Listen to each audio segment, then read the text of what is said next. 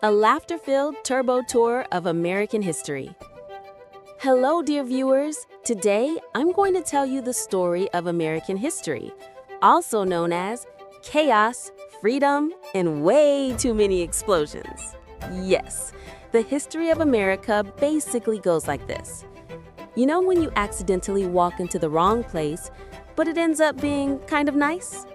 Well, America is exactly that place. If you're ready, fasten your seatbelts. This is your final call for the discovery of America. We are diving into 500 years of history in turbo mode. The story of the American continent begins as a quiet, calm land where nobody thought one day this place will be home to 300 million people and send rockets to space. Everything was peaceful until Europeans arrived, cold, overtaxed, and occasionally thinking, what happens if I jump on a ship? Do I freeze to death? Of course, millions of Native Americans already lived here long before that. Aztecs, Incas, Mayans, Iroquois, Cherokee, Hopi, and hundreds of other tribes. They farmed, traded, built cities, and lived their lives just fine. Everything was smooth until one random day in 1492, a man appeared, Christopher Columbus. With enormous self-confidence, he declared, "I'm going to India." People said, "Slow down, man. The world can't handle a brand new continent." But boom, wrong turn, wrong ocean, and he crashed into America. Then he looked at the people there and said, "You're definitely Indians." Everyone was shocked. Columbus was not. Wrong continent, wrong destination, perfect ego. After Columbus, European nations said, "So there's land there? Let us get a piece." The Spanish rushed south searching for gold like it was a discount sale. The English settled in the north, thinking, should we build another house? Maybe establish another colony. The French were like, since we're here, let's grab some fur so the trip is worth it. Europe was in full, never miss an overseas opportunity mode. By the 1600s, the English had established 13 colonies. New York, Virginia, Massachusetts. The list grew and grew. Life in the colonies was comfortable. Well, not that comfortable. Cold weather, harvest struggles, taxes, king's nonsense. Who wants that? I wouldn't. Eventually, people said, we're running this place ourselves anyway. Why do we need the English king? Fair point. England replied, my children, please pay your taxes. I'll open new kingdoms and colonies for you. The colonists said, no. England said, pay or else. The colonists said, enough already. England said, almost done. Hang tight. Then, in 1773, boom, the Boston Tea Party happened. Colonists threw British tea into the harbor. If you brought it earlier, you would have drunk it, man. Imagine that. People dumping tea as a protest. British people watching, we send you tea, you throw it away. That's basically a war declaration. In 1776, the colonies declared, we are independent. Jefferson wrote the Declaration, Franklin approved it, Congress applauded. England said, independent, we just started, and launched a war. George Washington, a man barely able to cut paper straight, suddenly became a national hero. Washington marches through another snowstorm with his troops filled the headlines. Finally, in 1783, England said, fine, take your independence, take the land too. The new country was named the United States of America and immediately fell into a crisis. Okay, what do we do now?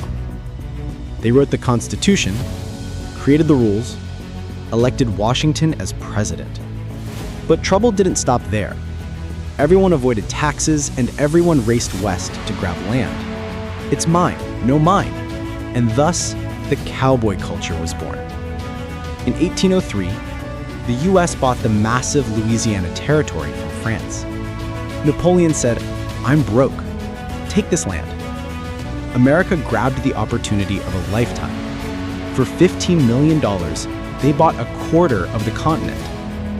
France later cried a lot, but America had already discovered all the resources on that land. As settlers moved west, Native Americans were forced off their lands, sometimes by force, sometimes for 2 bottles of cheap liquor. This era is considered one of the darkest and most tragic chapters in U.S. history. Meanwhile, the southern states loved cotton, beautiful cotton fields, money flowing. And with that, the system of slavery was born. The North said, slavery is nonsense, end it. The South said, if we end it, who will work for free? What happens to our cotton? Tensions rose, and in 1861, the Civil War erupted. No one expected it to be so devastating. Over 600,000 people died. Abraham Lincoln became the symbol of the war, and in 1863 issued the Emancipation Proclamation, ending slavery. The North eventually won, slavery ended, the South stayed mad for decades, and Lincoln was assassinated in a theater right after the war. After the war, America industrialized quickly. Railroads, factories, coal mines. By 1900, the US was young but ambitious. Then, World War I began in 1914. America said, I won't get involved, I'm busy. In 1917, it changed its mind. Fine, I'm coming, you're messing this up. After winning, the US grew stronger. The 1920s brought jazz, parties, and economic boom, until everything crashed in 1929, the Great Depression. People rushed to banks, businesses collapsed, and everyone ended up selling potatoes. Franklin Roosevelt stepped in with the New Deal and saved the economy. Just when things stabilized, boom, World War II erupted in 1939. America said, not my business, until Japan bombed Pearl Harbor in 1941. Then America said, all right, that's enough. Joined the war and basically decided the outcome. After the war, the US became a global leader, powerful enough to start a rivalry with the Soviet Union known as the Cold War. The 1950s brought economic growth, cars, rock and roll, Elvis, and television. The 1960s brought civil rights movements, Martin Luther King's I Have a Dream speech, and the Vietnam War. In 1969, the US said, let's go to the moon. Everyone said, no way. Is there oil on the moon? Why go there?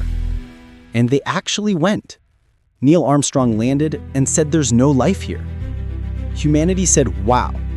The Soviets thought, okay, we sent someone into space, but you went to the moon. That's not fair. A little jealousy never hurt anyone.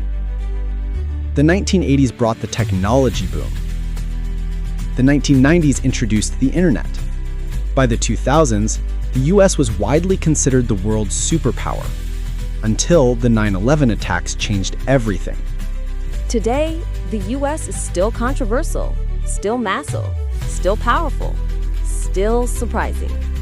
From Hollywood to fast food, from space programs to tech giants, it shapes the world. Its history is like a novel.